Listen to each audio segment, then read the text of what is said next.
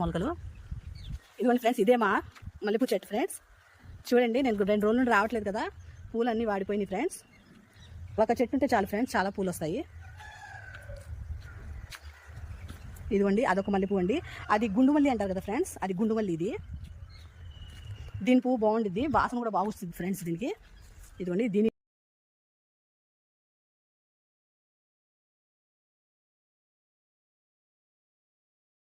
Friends ఇవి మా చెట్టి పూలండి.